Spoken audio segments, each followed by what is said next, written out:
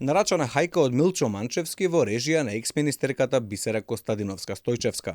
Ова е ставот на актерот и директор на Браќа Манаки Симеон Дамевски за ревизијата која покажува низа пропусти во финансиското работење на филмскиот фестивал. Сепак тој не понуди никакви докази за да ги подкрепи ваквите тврдења, ниту да ги демантира наодите во документите, кои покажуваат дека фестивалот 2 години не доставил финансиски извештаи како ги трошеле народните пари, додека пак оној пат кога имале извештај, парите ги трошеле ненаменски. Едно што знаме дека е тој нарачен од Министерката на култура во незините битки против одредени членови на Друштвото на филмски работници. Она што не е вистина е дека Манаки нема поднесено извештај. Манаки ги има поднесено сите извештаи, уредно и редовно во Агенцијата за филм.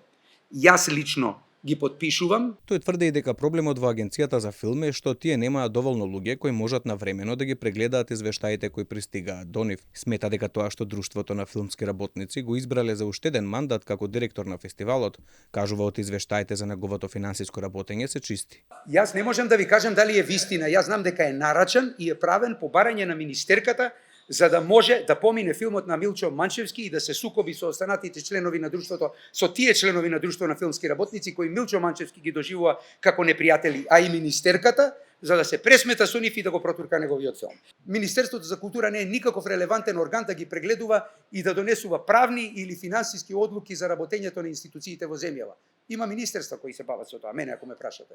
По пресконференцијата на која беше најавено 45-тото издание на Браќа Манаки, кое ќе се одржи од 21 до 27 септември, директорот му порача на новинарот на ТВ Алфа дека ќе го стигне кармата затоа што поставувал прашања за трошењето на народни пари, а не за програмата на фестивалот.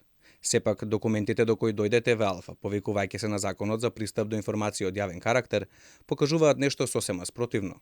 Во извештаите од надзорот на Министерството за култура врз Агенцијата за филм се констатирани безброј прекршување на законот, оштетување на државниот буџет, судирни интереси, непотизам и ред други пропусти.